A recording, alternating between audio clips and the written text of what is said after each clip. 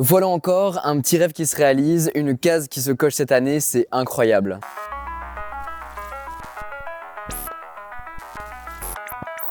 Salut tout le monde, c'est Quentin, je suis ravi de vous retrouver dans une nouvelle série que j'ai envie de mettre en place sur la chaîne YouTube qui a finalement déjà commencé avec l'essai de la Tesla Model Y Performance. Je pars à la recherche de ma nouvelle voiture connectée. Le but, tester les voitures connectées que j'adore pour au final acheter celle qui me plaît le plus. Aujourd'hui, je me suis levé du bon pied, je vais pas vous cacher, puisque je vous emmène à bord de la Porsche Taycan Turbo S version Sport Turismo. Une voiture, une marque de manière générale qui me fait rêver depuis tout petit et être au volant de cette voiture, c'est fou. Alors, on n'est pas sur le même budget que les voitures qu'on teste d'habitude. Globalement, prenez le haut de gamme et rajoutez 100 000 €. Voilà, on est à peu près là-dessus. On va en parler plus en détail, mais dites-moi déjà tout de suite en commentaire ce que vous en pensez. Elle est magnifique.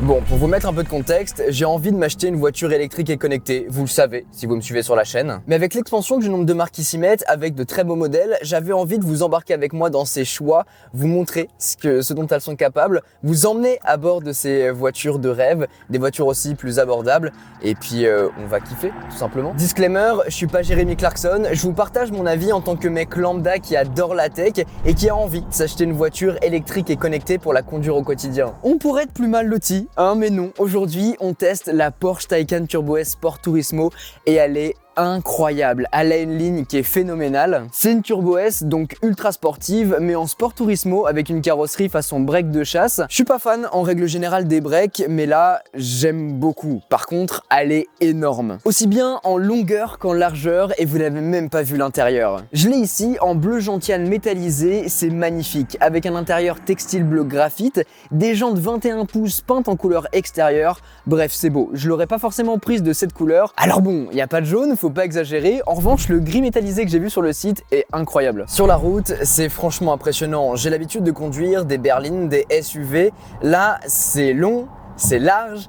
Et puis c'est cher, plus de 190 000 € pour cette config, ça met une pression quand tu sors du concessionnaire. Par contre, 625 chevaux, 762 chevaux en overboost avec le launch control, avec 1050 Nm de couple. L'accélération c'est simple, tant qu'on l'a pas vécu, on peut pas s'en rendre compte. Je mets 5% de pédale, je pars direct et là je suis en mode range, même pas en mode sport plus. Alors bon, on le fera pas tous les jours, déjà pour des questions de sécurité, mais aussi parce que ça fait fondre la batterie. Mais on va y venir. Launch control activé, c'est parti. Ouh, c'est impressionnant. Oh, quelle claque monumentale. On reconnaît bien l'avant du Taycan avec ce capot plongeant. Elle est hyper réussie cette voiture. Ça fait vraiment concept car tellement c'est encore un ovni sur la route. Et dans cette version break de chasse comme je vous disais, ça reste super sympa. Ça ne casse pas la ligne qui a été dessinée sur le Taycan Turbo S. Elle est simplement plus longue et plus musclée. Parlons vite fait de l'arrière. J'adore. Ce liseré qui fait tout le long comme ça avec l'inscription Porsche en transparence, c'est magnifique. En fait, c'est à la fois une voiture de sport mais très luxueuse je trouve. Et puis bien sûr, le gros avantage du break, c'est bien évidemment la place. Alors pas tant à l'intérieur de l'habitacle je trouve, les sièges sont énormes, c'est globalement du 4+1, la 5e place, bon, pour un adulte c'est bof. Mais en revanche, dans le coffre, c'est le cas et il y a le coffre arrière qui est aussi motorisé et le coffre avant, le frunk, qui offre un petit peu de place supplémentaire. Et puis sur cette version break, on peut avoir les barres de toit comme ça pour y mettre un coffre, pour y mettre des skis, une planche de surf, Tout est imaginable. En fait, c'est une très très bonne familiale. Et puis, on baigne bien dans le luxe made in Porsche. Tout est beau, tout est bien fini, avec de la fibre de carbone un peu partout, de l'Alcantara sur le volant et des écrans connectés. Bref, elle est hyper complète. Finalement, d'un point de vue extérieur, tu vois que c'est une Porsche, tu la reconnais, mais tu feras pas vraiment la différence entre une normale entre guillemets et une électrique. Et c'est ça que j'adore. Elles se font vachement dans les gammes. Et à moins que tu accélères, que tu roules avec ou que tu rentres à l'intérieur, bah tu le remarques pas forcément. Et finalement, même à l'intérieur, c'est connecté, bien évidemment, mais c'est ultra bien intégré.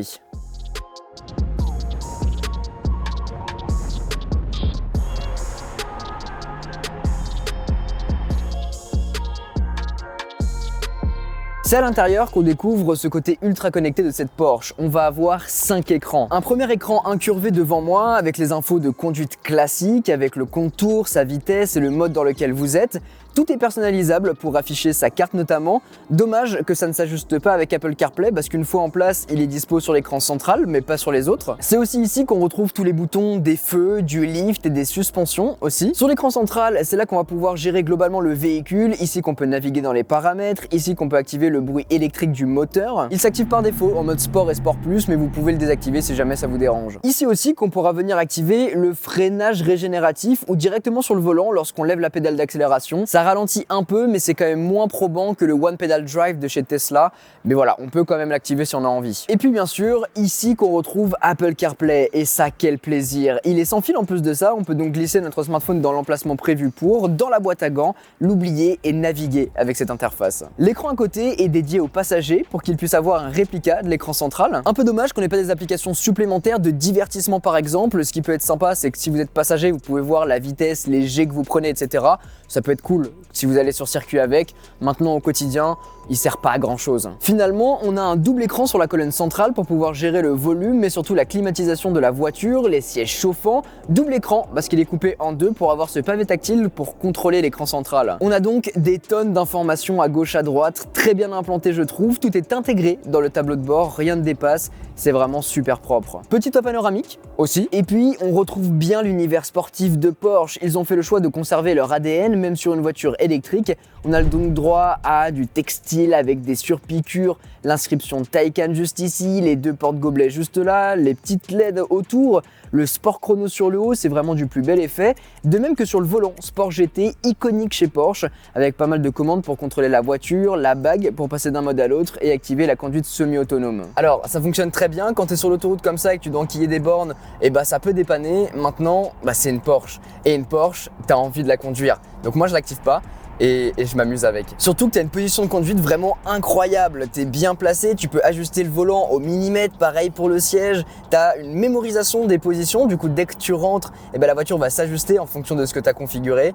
Ça c'est quand même pas mal. Et avec des sièges qui sont vraiment confortables et qui te maintiennent bien. Du coup quand tu tapes dedans, t'es bien collé au siège. Je vous le disais, la voiture est hyper puissante. C'est, je pense d'ailleurs, la voiture la plus puissante que j'ai jamais testée. Un 0 à 100 km/h en 2 secondes 8, 1050 Nm de couple. Elle a une accélération, tu peux même pas l'imaginer, tellement ça te prend, c'est puissant, c'est incroyable. En launch control, 762 chevaux. Voilà, mais c'est gérable, tant la voiture est équilibrée et même si elle fait 2 tonnes 4, tu te sens à l'aise, tu peux taper dedans sans souci, elle va pas te lâcher avec un grip assez fou. Quand tu passes d'ailleurs en mode sport plus, tu as les suspensions sport qui s'activent, du coup la voiture descend et vous avez un lift dessus pour pouvoir la monter, notamment quand vous passez des dodanes, des trottoirs, etc. Vous avez même une position, donc ça enregistre en fait globalement la position quand vous montez à un endroit, comme ça il sait qu'il faut l'activer ou non dans certaines zones. Et puis bien sûr, c'est une voiture électrique. De mon côté, j'adore les voitures électriques. C'est vrai que t'as pas du tout la même sensation qu'avec une thermique, t'as pas le bruit, t'as pas différentes choses, t'as pas le passage de rapport, etc. Même s'il est simulé, hein. Mais maintenant, c'est un compromis que je suis prêt à faire pour avoir des sensations qui sont folles, tant dans l'accélération que dans le confort sonore. N'hésitez pas à me donner votre avis là-dessus en commentaire. Puisqu'on parle d'autonomie, Porsche annonce 544 km en ville et 447 en combiné. Ça fait 24 heures que je m'amuse avec, que je teste ses performances. Du coup, mon utilisation est absolument pas représentative de ce qu'on va faire au quotidien avec cette voiture.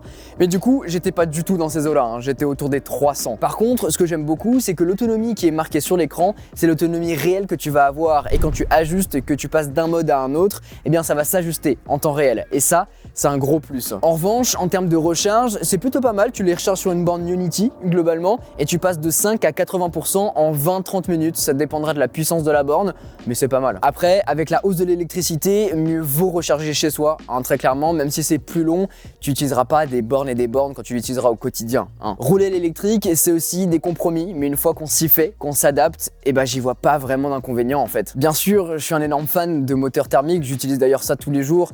J'adore le bruit du moteur, j'adore les clapets, j'adore la puissance d'un moteur, mais en fait là-dedans, tu troques tout ça par rapport à un confort sonore. Tu combles ça par une puissance directement au démarrage qui est phénoménale.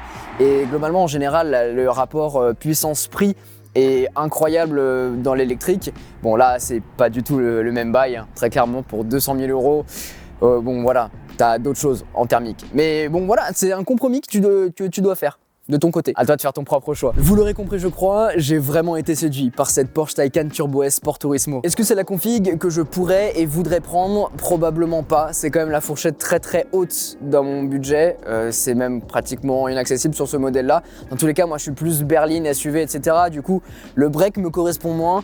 Mais en berline, par contre, voilà quoi. Mais ça m'a donné des idées, des sensations qui sont incroyables. Côté vitesse, accélération, rien à dire, l'esthétique, le coup de crayon qui est phénoménal, respectant bien l'ADN de Porsche. T'as de la place dans celle-ci et puis c'est hyper confort. Par contre, vous l'aurez compris, le prix fait très mal. C'était énorme sur la route, c'est un paquebot le truc. Et puis tout est en option chez Porsche. Dès que tu veux rajouter quelque chose, eh ben tu payes. C'est normal, j'ai envie de dire, ça fait partie de l'ADN de la marque. Voilà, c'est comme ça, faut faire avec. C'est un compromis à faire, encore une fois, si tu veux cette marque-là. Et puis bien sûr, l'autonomie est importante, c'est un compromis aussi à faire. Si tu veux partir là-dessus, il faut le prendre en compte. J'espère vraiment que cette vidéo vous a plu. Si c'est le cas, n'oubliez pas de mettre un gros pouce bleu, de vous abonner et d'activer la cloche si ce n'est pas encore fait. Malheureusement, je vais devoir la rapporter, mais je garde de très bons souvenirs en tête et la Porsche Taycan Turbo S dans un petit coin là-dedans. Et on en reparlera sans doute plus tard. On se retrouve très vite pour la suite de la série en 2023. Et de votre côté, n'hésitez pas à me dire en commentaire le véhicule que vous pourriez me recommander en électrique. Sur ce, c'était Quentin, passez tous une très bonne journée. Tchou!